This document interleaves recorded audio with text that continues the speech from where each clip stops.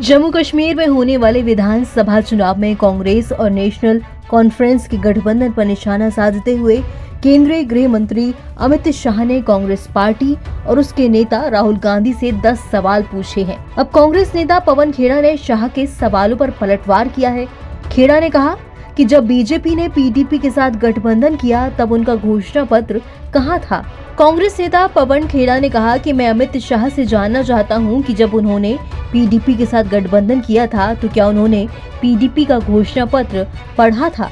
सुनिए पूरी बात। हम अमित शाह जी से जानना चाहते हैं कि जब पीडीपी से इन्होंने समझौता किया था क्या पीडीपी का मैनिफेस्टो पढ़ा था। चलिए पीडीपी का मैनिफेस्टो नहीं पढ़ा होगा जिसमें इंडिया और पाकिस्तान दोनों की करेंसी के बारे में जिक्र था कि दोनों को लागू किया जाएगा, जिसमें सेल्फ रूल के बारे में बड़ा लंबा चौड़ा डॉक्यूमेंट था। उसके बावजूद आपने उनसे समझौता करके सरकार बनाई। सरकार बनाने के बाद एक कॉमन मिनिमम प्रोग्राम बनाया। उसमें आपने क्या लिखा? आपने लिखा कि अटल जी की नीति पर चलते हुए हुर्रियत से भी बात करेंगे। क्यों लिखा था बताइए। ये अनाप शनाप बोलने की आदत एक बीमारी सी लग गई है भाजपा के नेताओं को। गृह मंत्री के पद पर बैठे हैं और इस तरह की हल्की बातें करते हैं। एक सर और सवाल है, जो यूक्रेन के राष्ट्रपति ने कहा है पंडित नेहरू के टाइम से जो भारत की विदेश नीति रही है, क्या उसी नीति को देखते हुए या फिर प्रधानमंत्री मोदी ने जो कहा कि भारत जो है वो शांति चाहने वाला देश है, युद्ध की भूमि में कुछ निष्कर्ष नहीं तलाशा जा सकता और यूक्रेन के राष्ट्रपति को भारत से काफी उम्मीद है। प्रधानमंत्री को विदेश में जाकर नेहरू जी के बारे में शिक्षा मिलती है जानकर अच्छा लगता है हमें। बाहर जाकर गांधी जी के आगे झुकना पड़ता है ये देखकर और अच्छा लगता है हमें। घर में गोडसे और बाहर गांधी, ये नीति प्रधानमंत्री की नीति है।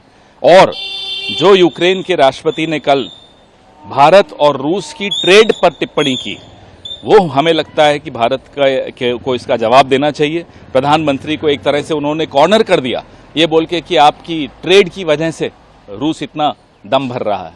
इसका क्या जवाब दिया प्रधानमंत्री ने, हम ये जानना चाहते हैं। उधर से जो कर्नाटक के मुख्यमंत्री को राज्यपाल के आदेश के बाद जांच का सामना करना पड़ रहा है, कांग्रेस ने मांग उठाई है कि कुमारस्वामी समेत पूर्व भाजपा के 3 मंत्रियों के खिलाफ जांच का आदेश राज्यपाल दे। क्या कांग्रेस लोकायुक्त जब लिख कर दे चुके हैं कि उनकी जांच होनी चाहिए कुमारस्वामी की या पुराने मंत्रियों की, क्यों नहीं राज्यपाल उसकी अनुमति दे रहे?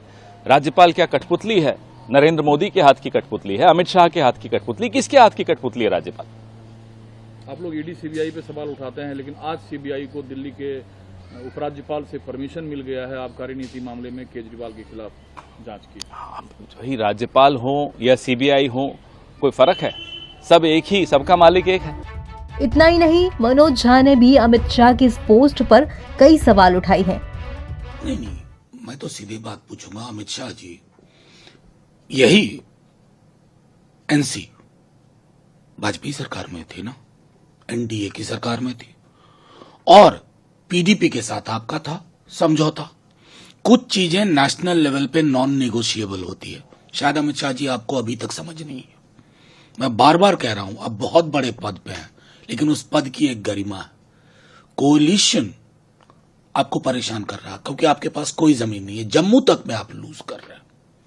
तो ये इतना डेस्परेशन, खुद भी बोल रहे हैं, मंत्रियों से बोलवा रहे हैं, भूतपूर्व मंत्रियों जिनको महीनों से देख नहीं रहे थे हम, अचानक से वो आ गए, जिनको एनसी का एन नहीं पता, वो भी बोल रहे हैं। अरे साहब, पॉलिटिकल लड़ाई है।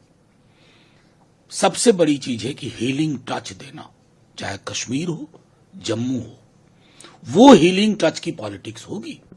वो क्या करेंगे नहीं करेंगे वो अपने मैनिफेस्टो में बता देंगे आपको। इंतजार करिए ना, क्या बात कर रहे हैं साहब।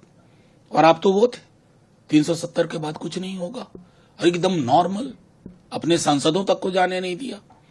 यूरोप का एक स्पॉन्सर टूर करवाया आपने और आज जम्मू संभाग में हमारे जवानों की शहादत हो रही है।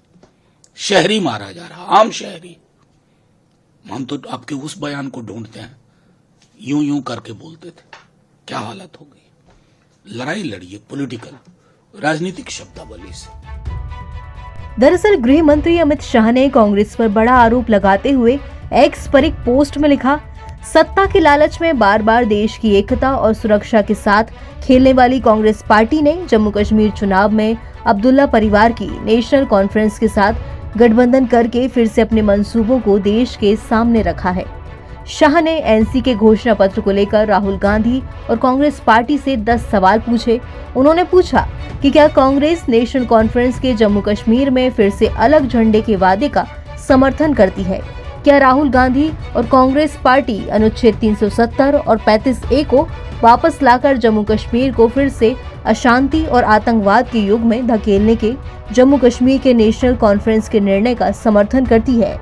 क्या कांग्रेस कश्मीर के युवाओं के बदले पाकिस्तान के साथ वार्ता करके फिर से अलगाववाद को बढ़ावा देने का समर्थन करती है? एनबीटी ऑनलाइन की रिपोर्ट।